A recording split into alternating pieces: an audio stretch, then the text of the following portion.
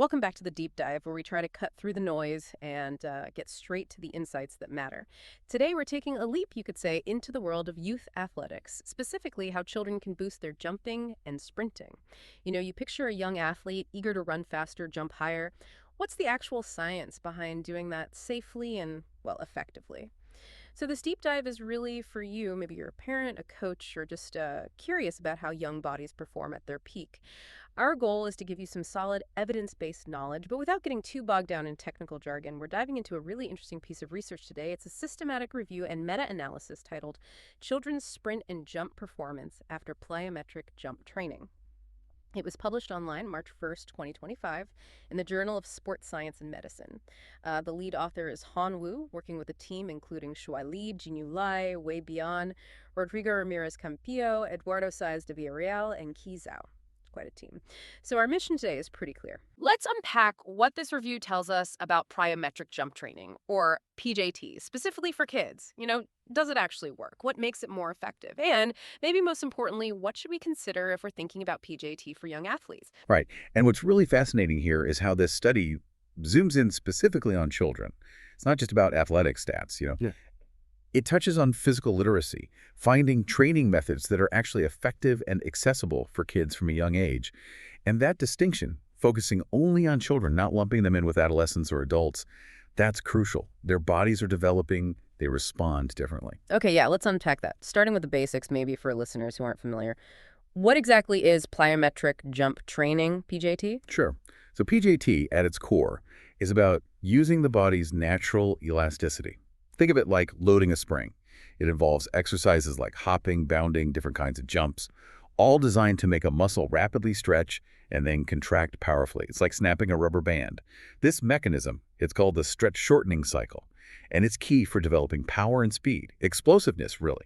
That sounds powerful. But we hear about other training for kids too, like resistance training. Why is PJT getting attention specifically for this age group? Is it better somehow? That's a great point.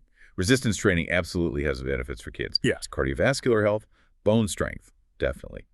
But it often needs special equipment, careful supervision, pretty precise technique, which can be barriers. PJT, on the other hand, is just much more convenient, generally speaking. A lot of it can be done with just body weight. You can do it almost anywhere. And maybe the biggest thing for kids, you can weave it into games. Make it fun, more practical. Yeah, I can definitely see the appeal there, that flexibility. But you mentioned the study authors were careful about separating children and adolescents, unlike some older studies. Why is that distinction so important for PJT? It really is critical. I mean, how accurate were those older findings if they mixed age groups? Children aren't just small adults. Their bodies are changing constantly. For instance, their tendons tend to be more compliant, less stiff. Their muscles are still growing, and the way their nervous system fires up muscle fibers, it's less mature. So all these developmental factors mean a child's body responds to training stimulus in its own way. If you don't separate them by maturity, you risk getting a skewed picture of PJT's effects.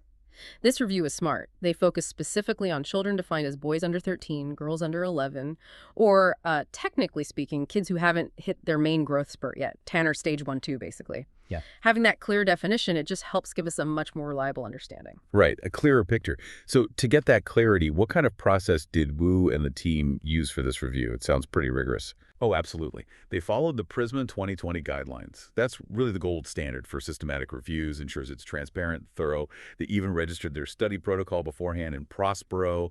That shows, they planned it all out meticulously, no shifting goalposts. And their search was wide. They combed through 3 major databases, PubMed, Web of Science, Sport Discus, looking for studies right up to November 2024. Wow. Okay, that's thorough. So what were the main criteria? How did they decide which studies were in and which were out? They were quite specific. They wanted randomized controlled trials, RCTs, which are, the strongest study design for this kind of question, published in English. Participants had to fit that exact definition of child based on maturity we just talked about. The intervention had to be PJT, obviously. And crucially, there had to be a control group, kids not doing PJT for comparison. They looked at outcomes like jump performance, counter movement jumps, squat jumps, standing long jumps, and sprint performance over distances like 5, 10, 20, 30 meters. Also reactive strength index, RSI. Got it. And after sifting through everything, how many studies actually met all those criteria? In the end, they landed on 17 studies that made the cut. These involved a total of 611 children. Looking at the training programs in those studies, they typically lasted between 4 and 12 weeks. Sessions were usually once or twice a week. Each session ran anywhere from 15 to 60 minutes. And the number of jumps, or ground contacts per session, ranged from about 39 to 185. Total ground contacts over the whole program, somewhere between 360 and nearly 3,000. And they usually had good recovery time, 48 to 168 hours between sessions. Okay, so after all that careful work, this is the really interesting part. What did they find? Does PJT actually make a difference for kids jumping and sprinting? Yeah, the big takeaway, yes, seems to. The overall conclusion is that PJT can effectively improve children's jump and sprint performance. They found moderate effect sizes for most outcomes. In research terms, that means, yeah, a noticeable, meaningful improvement, not just a tiny statistical blip. Okay, moderate effects. Let's break that down a bit. What about jumping higher, vertical jump performance? So for vertical jump, they saw a moderate effect overall, an effect size of 0.78, which is pretty decent. And when they dug deeper into the types of vertical jumps, the counter movement jump, the CMJ, that's the one where you dip down quickly then explode up, that showed a large effect, an ES of 0.81. The squat jump, where you start from a static squat, had a slightly smaller medium effect. Which kind of makes sense, right? PJT really trains that stretch-shortening cycle, that spring action. The CMJ uses that heavily, so it makes sense it would improve more. That's a useful distinction. Okay, what about jumping further, like a standing long jump? For the standing long jump, SLJ, PJT also showed a moderate effect, an ES of 0.56. And here's something interesting. Their analysis showed a positive correlation between the total number of training sessions and how much the standing long jump improved. Basically, it suggests that more sessions, more consistency tended to lead to better long jump results. Stick with it, you get better. Makes sense. Right, consistency matters. But what about sprinting? Speed is key in so many kids' sports. Yet PJT had a moderate effect on sprint performance too, across different distances, from 5 meters up to 30 meters. The effect size was minus 0.41 negative because faster times are better. Both short sprints, 10 meters or less, and longer ones, over 10 meters, showed improvement. The authors think PJT helps with that initial burst, the acceleration, which is key for short sprints, but also helps maintain speed over longer distances. So beneficial across the board, it seems. So it helps with various jumps, helps with sprinting. But you mentioned another measure, reactive strength index, RSI. Did PJT improve that too? This is where it gets a bit more nuanced. RSI measures how quickly you can switch from absorbing force like landing to producing force like jumping again. It's about that rapid bounce. But for children, this review found PJT did not have a significant effect on RSI. The effect size was small, and it wasn't statistically significant. Why? Well, it might be down to those unique developmental factors again. Kids' Achilles tendons are more compliant, less stiff. Their neuromuscular coordination isn't fully developed. They might not be able to utilize that super fast stretch shortening cycle effectively yet for RSI tasks, or maybe there's a specific age, a sensitive period for training RSI that we just don't understand yet in younger kids. Interesting. So beyond just does it work, did the researchers find anything that made PJT more effective, like specific ways of doing the training? Yes, they did look into that with subgroup analyses. One finding really stood out for vertical jump performance. They found that programs that did not use a tapering strategy actually showed significantly better results. Wait, no tapering. That seems counterintuitive. Tapering, reducing training before competition, is standard practice for athletes to peak, right? Exactly. It is surprising. Yeah. But the authors have a possible explanation. They suggest that maybe the training intensity and volume in these studies just wasn't high enough to cause significant fatigue or overreaching in these children. You know, the kind of fatigue that tapering helps elite athletes recover from to perform their best. So, for these kids, tapering might have simply meant less training stimulus towards the end, actually reducing the overall adaptation. It really highlights how kids aren't just miniature adults when it comes to training responses. Another factor they look at was gender. For vertical jump, males showed a slightly better improvement compared to females or mixed groups in the studies they had. But, and this is the big but, they strongly caution against reading too much into this yet. Very few studies focus specifically on girls. And physiologically, differences between boys and girls before puberty are often pretty small. So we really need more research focused on girls before making any strong claims there. Right. More research needed on girls specifically. Good point. And earlier you mentioned total sessions mattered for long jump. Any other training variables make a big difference? You know, beyond that link between total sessions and the standing long jump, Other variables they looked at didn't show a statistically significant impact in this particular meta-analysis. Mm. Things like focusing on double-leg versus single-leg jumps, the specific way they increase the challenge over time, or even if the kids were already athletes versus non-athletes. None of those seem to make a major difference to the overall effectiveness based on the pooled data.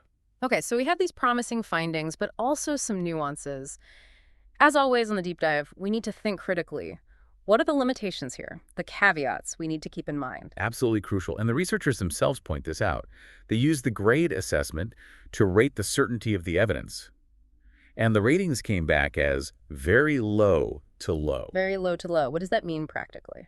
It means that while the results are interesting and they point towards PJT being beneficial, our confidence in these specific effect sizes and conclusions is limited. We really need more high-quality studies to be truly confident in making strong recommendations based solely on this evidence. It's a good start, but not the final word.